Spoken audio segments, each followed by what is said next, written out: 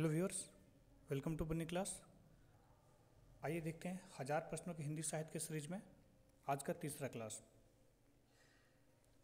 पहला प्रश्न है आप लोगों के सामने सुमेलित करने के लिए। एक तरफ आपको दिए गए हैं रचनाओं के नाम और दूसरी तरफ लेखक के। आइए देखते हैं इसका सही उत्तर क्या होगा। पहला प्रश्न है कि वैदेही वनवास, पथिक, द्वापर और राष्ट्रीय वीणा। एक तरफ है मैथिलीचरण गुप्त, ज्ञान प्रसाद शुक्ल स्नेही, अयोध्या सिंह उपाध्याय हरिऔध और रामनरेश त्रिपाठी।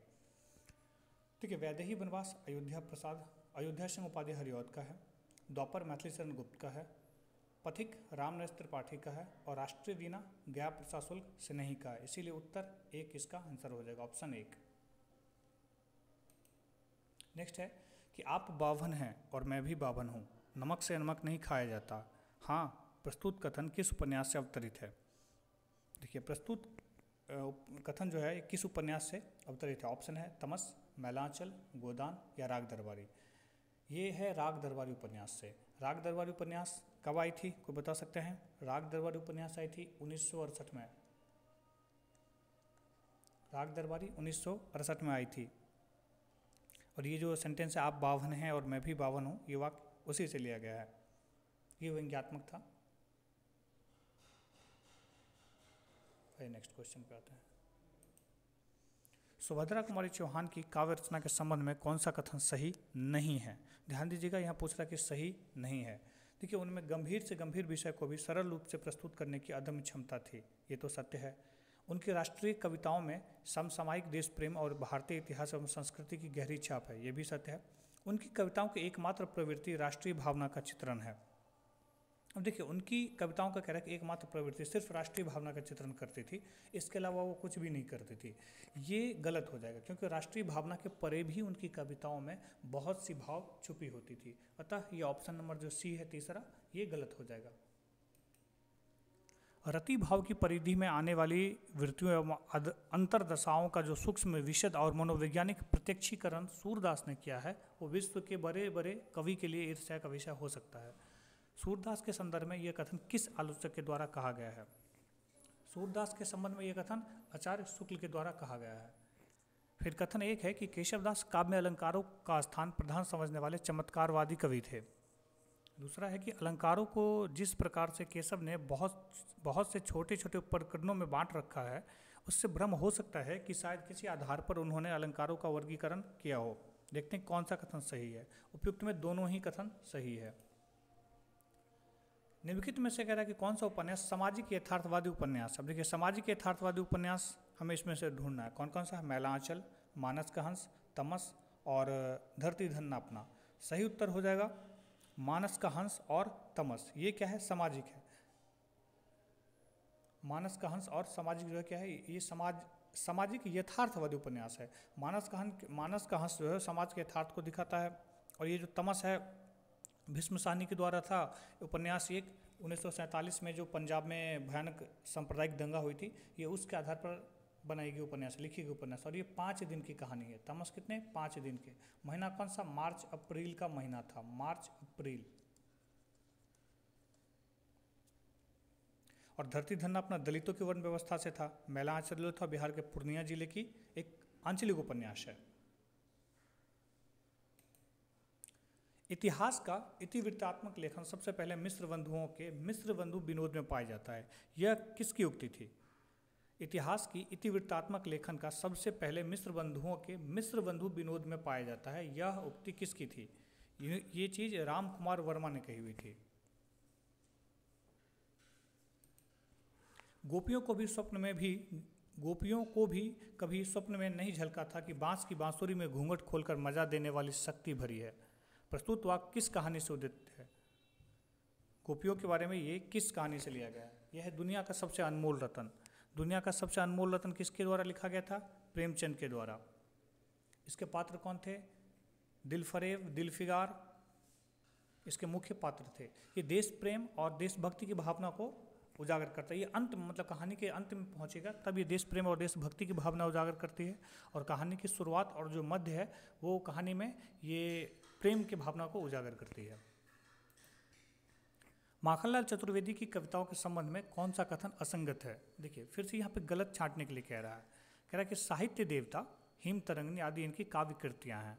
ठीक है, साहित्य देवता इनकी काव्य कृतियाँ हैं, हिम तरंगिनी भी इनकी काव्य कृति है। राष्ट्रीयता उनके काव्य का कलेवर है, जो भक्ति और रहस्यात्मक प्रेम उनकी रचनाओं की आत्मा है, ये भी सही है।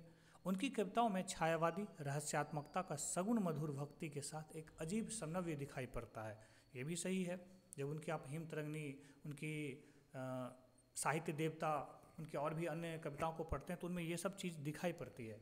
उनकी राष्ट्रीय कविताओं में आदर्श की थोथी उड़ाने भर है, मतलब कह रहा है कि वो बस जैसे तैसे ना राष्ट्रीयता की भावना उसमें ज़बरदस्ती का डाल दी है, उसमें राष्ट्रीयता जैसी कोई बात है नहीं, तो ये गलत है। तो चौथा ऑप्शन इसका गलत हो जाएगा। कह रहे कि तीसरे सप्तक के कवि निम्नलिखित में से कौन कौन है। देखिए आइए देखते हैं इसमें से तीसरे सप्तक के कौन कौन से कवि होंगे। हमें पता है कि पहला जो आया था तार सप्तक वो कब आया था, यह आया था 1943। दूसरा आया था 1951। तीसरा आया था 1959। उसके बाद कब आया था 1979। चौथा, आइए देखते हैं कि तीसरा सप्तक के कौन कौन से कवि थे। मदन वात्स्यायन तीसरे में आते थे, कुंवर नारायण तीसरे में आते थे और कीर्ति चौधरी तीसरे में आते थे। शकुंत माथुर दूसरे में आते थे और स्वदेश भारती चौथे में आते थे। कबीरदास ऐसे ही मिलन बिंदु पर खड़े थे जहां से एक और हिंदुत्व निकल जाता है और दूसरी ओर मुसलमानत्व। कबीर विषयक उक्त मान्यता किसकी है। हजारी प्रसाद द्विवेदी। देखिए एक तरफ आपकी रचनाएं हैं, निबंध का संग्रह, और दूसरी तरफ निबंधकार हैं। आइए देखते हैं। निषाद बांसुरी किसके द्वारा लिखी गई है। तो निषाद बांसुरी जो लिखी गई है, निषाद बांसुरी किसके द्वारा लिखी थी, कुबेरनाथ राय ने निषाद बांसुरी लिखा है। उसके बाद आते हैं हम किस पे कि साहित्य और संस्कृति। साहित्य और संस्कृति किसने लिखा है, जैनेन्द्र ने। विचार प्रवाह, विचार प्रवाह किसका होगा, तो विचार प्रवाह हो जाएगा हजारी प्रसाद द्विवेदी का। पगडंडियों का जमाना हरिशंकर प्रसाई का। ऑप्शन 1 सही होगा। जायसी की वाक्य रचना स्वच्छ होने पर भी तुलसी के समान सुव्यवस्थित नहीं है, यह कथन किसका है। देखिए जायसी के बारे में यह कथन शुक्ल जी ने कही हुई थी। निम्नलिखित में से किस विद्वान ने खड़ी बोली को मर्दानी भाषा कहा है। खड़ी बोली को मर्दानी भाषा, सुनीत कुमार चटर्जी। सुनीत कुमार चटर्जी ने खड़ी बोली को मर्दानी भाषा कहा है, जबकि अनेक विद्वान इसको जनानी भाषा कहते थे, लेकिन सुनीत कुमार चटर्जी इसको क्या बोलते थे, तो मर्दानी भाषा। चौपाई दोहे का सबसे पुराना प्रयोग शायद यही है। जो कुछ पुराना साहित्य उपलब्ध है उससे लगता है कि पूर्वी प्रदेश के बौद्ध सिद्धों ने ही इस शैली में लिखना शुरू किया था। ये कथन किसके द्वारा कहा गया था या किसके लिए कहा गया था। यह हजारी प्रसाद द्विवेदी का था। आदिकाल पुस्तक, हिंदी साहित्य का आदिकाल में उन्होंने ये चीज़ लिखा था। जब वेदना के आधार पर स्वानुभूतिमयी अभिव्यक्ति होने लगी तब हिंदी में उसे छायावाद नाम से अभिव्यक्त किया गया। ये किसके द्वारा कहा गया था, जयशंकर प्रसाद। निम्नलिखित में से कौन सी कहानी पांडे बेचन शर्मा उग्र की है, बता सकते हैं। निम्नलिखित में से उग्र की कहानी संग्रह कौन कौन से है। देखिए शैतान मंडली, इंद्रधनुष और बलात्कार, ये उग्र के द्वारा लिखी गई थी। जो प्रेम प्रतिमा है ये बता सकते कोई कमेंट में कि प्रेम प्रतिमा किसने लिखा था। कमेंट में बताइए प्रेम प्रतिमा किसने लिखा था। आचार्य लोग तो कविता करने की रीति सिखलाते हैं, मानो वो संसार से ये कहते हैं कि अमुकामुक विषयों के वर्णन में अमुक प्रकार के कथन उपयोगी हैं और अमुक प्रकार के अनुपयोगी। ये किसके द्वारा कहा गया था, मिश्र बंधु।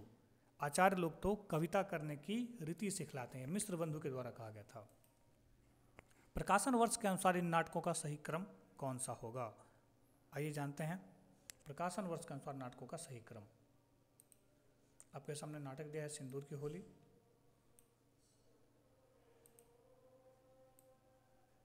उसके बाद है आगरा बाजार, उसके बाद है अंजू दीदी और उसके बाद है बकरी नाटक। तो आइए देखते हैं कि कौन सा नाटक का कौन सा क्रम था। सबसे पहले कौन सा आएगा, बता सकते कोई। देखिए सबसे पहले आएगा सिंदूर की होली, उसके बाद आगरा बाजार, उसके बाद अंजू दीदी और फिर बकरी नाटक। देखिए सिंदूर की होली नाटक का प्रकाशन वर्ष कितना है, 1934। आगरा बाजार 1954 और अंजू दीदी 1955 और ये बकरी कब आया था? 1974 में। देखिए, मैंने जब नाटक और यूनिट 6 से 10 तक का मैंने जब कवर करवाया था, उस क्लास में मैंने बताया था कि कौन से नाटक कितने अंकों का है, कौन से नाटक में कितने उपशीर्षक हैं, कौन से नाटक में कितने गीत हैं, कौन से गीतों का कौन सा क्रम है, पहला गीत कौन सा था, दूसरा कौन सा, तीसरा कौन सा, ये सारे मैंने उसमें कवर करवाए हुए हैं। तो एक बार उस वीडियो को भी आप लोग देख सकते हैं, यूनिट 6 से 10 तक के लिए वो वीडियो बहुत उपयोगी है आप लोगों के लिए, एक बार उसे भी देख लें। तो उत्तर यहाँ पे ऑप्शन 1 हो जाएगा।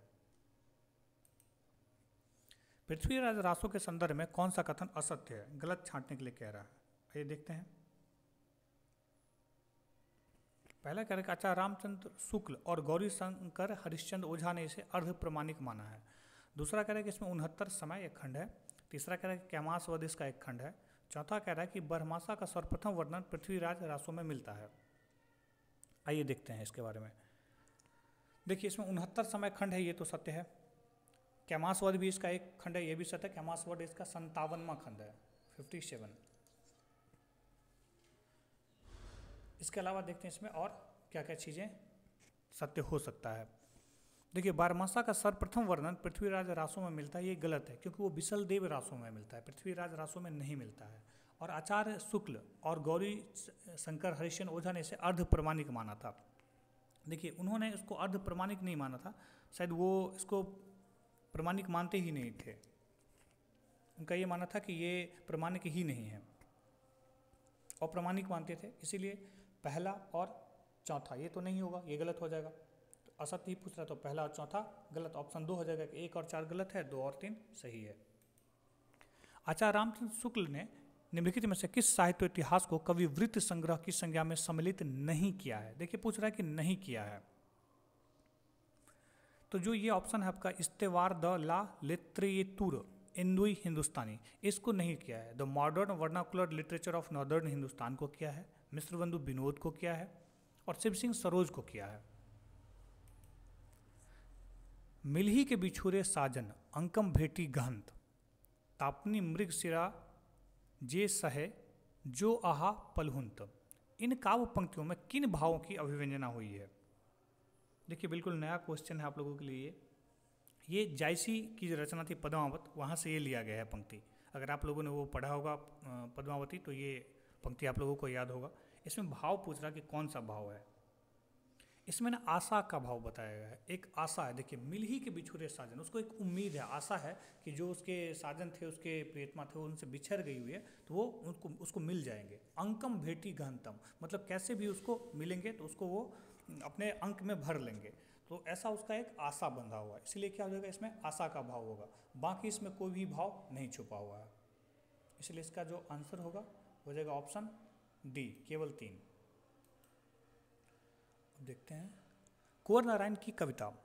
कुंवर नारायण की कविता उस अधुनातन भारतीय व्यक्ति की प्रतिछवि है जो मूलतः भारतीय होते हुए भी अध्ययन, चिंतन और संभवतः उससे अधिक स्थूल संपर्कों के प्रभाव से बहुत कुछ देशेत्तर गुणों, रुचियां और प्रवृत्तियों से समन्वित हो गया है। यह कथन किसके द्वारा कहा गया है? प्रस्तुत कथन है बालकृष्ण राव के द्वारा। क्योंकि तुम्हारे लिए जीने का मतलब रहा है कितना कुछ एक साथ होकर, कितना कुछ एक साथ पाकर और कितना कुछ एक साथ ओढ़कर जीना। वह उतना कुछ कभी तुम्हें कभी एक जगह ना मिल पाता, इसीलिए जिस किसी के साथ भी जिंदगी शुरू करती तुम हमेशा इतनी ही खाली, इतनी ही बेचैन बनी रहती। वह आदमी भी इसी तरह तुम्हें अपने आसपास सिर पकड़ता और कपड़े पकड़ता नजर आता, और तुम डैश डैश डैश। प्रस्तुत कथन आधे अधूरे नाटक के किस पात्र द्वारा कहा गया है? प्रस्तुत कथन आधे अधूरे नाटक में किसके द्वारा कहा गया है? तो ये कहा गया था जुनेजा के द्वारा। आधे अधूरे मोहन राकेश का नाटक है। कब आया था? 1969 में। कब आया था? ये 1969 में आया हुआ नाटक था। और ये किससे कह रहा था, कोई बता सकते हैं? ये कह रहा था सावित्री से। निम्नलिखित में से किस पत्रिका का संपादन भारतेंदु हरिश्चंद्र ने नहीं किया है? सार सुधा निधि, इस पत्रिका का संपादन भारतेंदु ने नहीं किया है। सार सुधा निधि किसका था? सदानंद मिश्र का। लिख लीजिए, कई बार देखिए आपको मिलता जुलता क्रम लगेगा तो लगेगा कि वो एक सही है। सार सुधा निधि किसका था? सदानंद मिश्र का।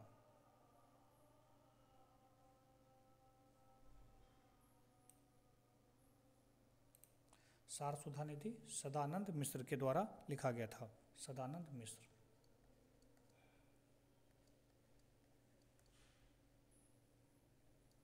सदानंद मिश्र के द्वारा सार सुधा निधि। कह रहा है कि एक तरफ कहानी और एक तरफ रचनाकार।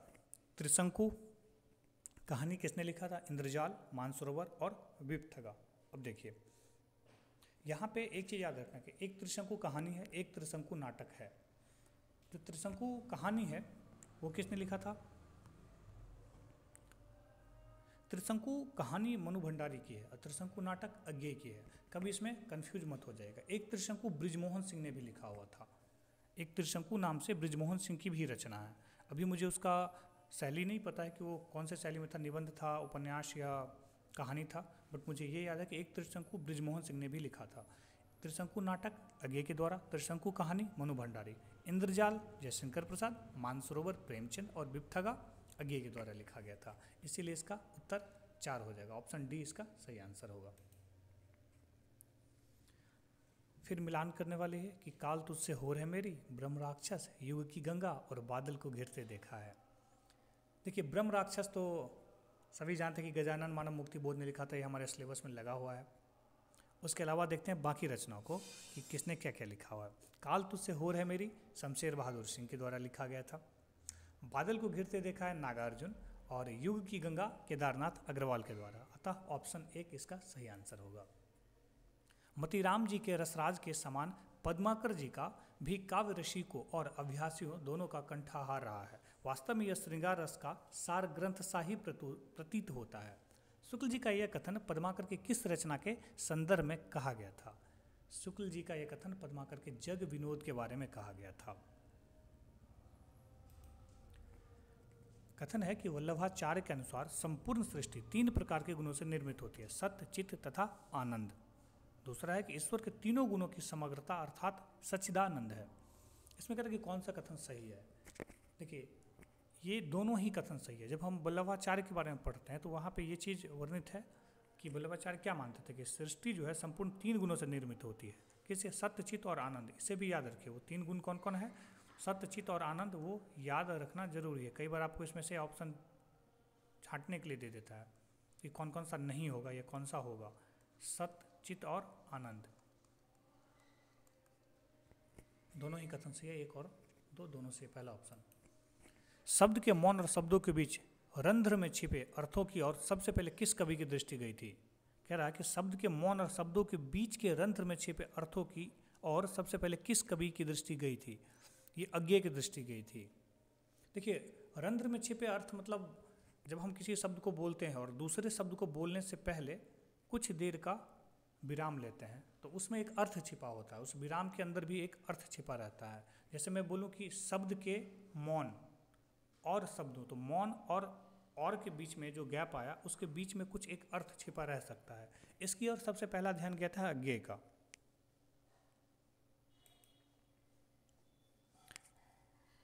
फिर रहते हैं कि विक्रम की 7वीं शताब्दी से 11वीं शताब्दी तक अपभ्रंश की प्रधानता रही थी और वह पुरानी हिंदी में परिणित हो गई।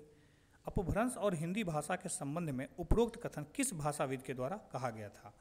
देखिए जब पुरानी हिंदी और अपभ्रंश की बात आती है और 7वीं से 11वीं शताब्दी तक की बात आती है तो जो सबसे पहला नाम हमारे सामने आता है वो आता है चंद्रधर शर्मा गुलेरी। इसका सही उत्तर हो जाएगा चंद्रधर शर्मा गुलेरी। यहाँ से एक और प्रश्न निकल के आता है इसी स्टेटमेंट से कि अपभ्रंश को पुरानी हिंदी किसने कहा था? चंद्रधर शर्मा गुलेरी। निम्नलिखित वाक्य रचना के आधार पर है कि शीला कल हमारे यहाँ आई थी, वह मेरे भाई से मिली थी किंतु वह अधिक देर नहीं रुकी और जल्दी ही वापस चली गई। ये किस प्रकार का वाक्य है? देखिए इसको हम कहते हैं संयुक्त वाक्य। जिस वाक्य में एक प्रमुख मुख्य या उपवाक्य हो और एक या एक से अधिक प्रधान मुख्य उपवाक्य के समानाधिकरण हो, वहाँ उपवाक्य जो होता है क्या कहलाता है? संयुक्त उपवाक्य। अब देखिए शीला आई थी प्रधान उपवाक्य है, वह थी ये प्रधान उपवाक्य का समानाधिकरण वाक्य का उपवाक्य हो गया, इसीलिए क्या हो जाएगा ये संयुक्त वाक्य। मैथ्यू ऑर्नाल्ड द्वारा प्रतिपादित काव्य की परिभाषा कविता अपने मूल में जीवन की आलोचना है किस भारतीय लेखक की साहित्यिक दृष्टि के साम्य रखती है, मतलब उसके आसपास ठहरती है? ये प्रेमचंद के। जन्म काल के अनुसार कह रहा है कि नाटककारों का सही क्रम कौन सा होगा। आइए देखते हैं जन्म काल के अनुसार नाटकों का सही क्रम।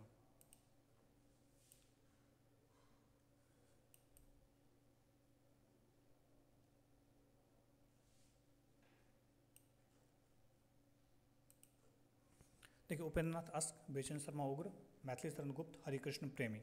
अब देखते हैं इनमें किनका जन्म कब हुआ था। अश्क का जन्म हुआ था 1910। ईयर याद रखना जरूरी है, डेट नहीं। उग्र का जन्म कब हुआ था।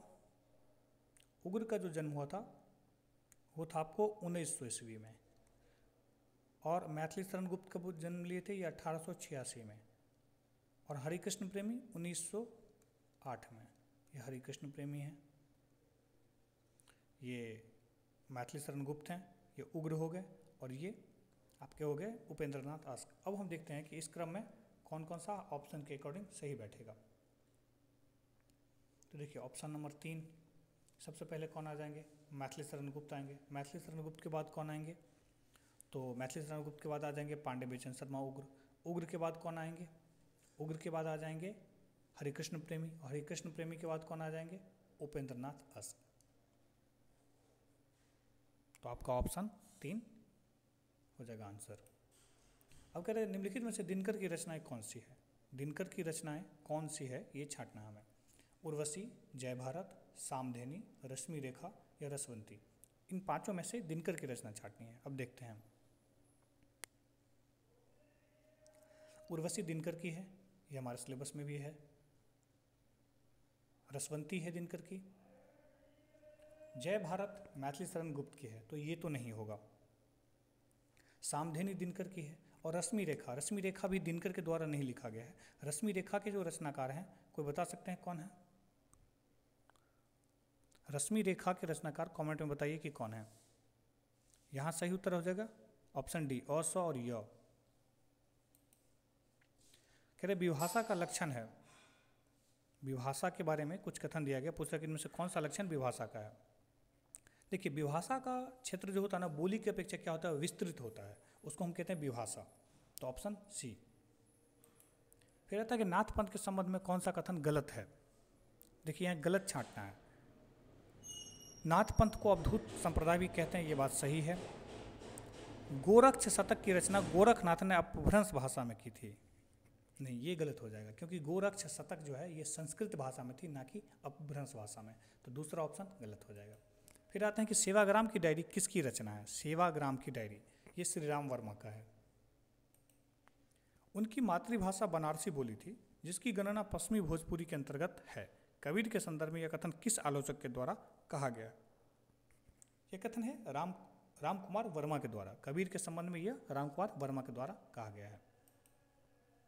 निम्नलिखित में से किस नाटक का कथानक सुदूर अंचल के सामाजिक, सांस्कृतिक, राजनीतिक और आर्थिक क्रियाकलापों पर आधारित है। आगरा बाजार, आधे अधूरे, एक और द्रोणाचार्य और अंजो दीदी। सही उत्तर होगा आगरा बाजार। देखिए आर्थिक क्रियाकलाप जब कह रहा है तो ये बाजार शब्द से भी आप इसको थोड़ा सा पकड़ सकते थे। और आगरा बाजार क्या है, बाजारीकरण के ऊपर ही तो पूरा नाटक है, जिसमें ककड़ी वाला, खरबूज वाला, अखबार वाला, जात वाला, ये कई प्रकार के विभिन्न व्यवसायिक वहाँ पे रहते हैं जो अपने व्यवसाय करते हैं।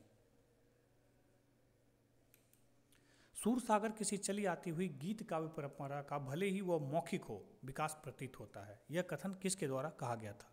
सूरसागर के बारे में यह कथन रामचंद्र शुक्ल जी ने कहे थे। नई कहानी आग्रहों की कहानी नहीं है, प्रवृत्तियों की हो सकती है। उसका मूल स्रोत है जीवन का यथार्थ बोध, और इस यथार्थ को लेकर चलने वाला वो विराट मध्य और निम्न मध्य वर्ग है जो अपनी जीवन शक्ति से आज के दुर्दांत स्कंद को जाने अनजाने झेल रहा है। ये किसके द्वारा कहा गया था, ये कहा गया था कमलेश्वर। नई कहानी के बारे में ये कथन कमलेश्वर के द्वारा कहा गया था। नई कहानी शब्द का सबसे पहली बार इस्तेमाल किसने किया था, दुष्यंत कुमार। दुष्यंत कुमार की पहचान क्या है, ये गजलकार थे, दुष्यंत कुमार।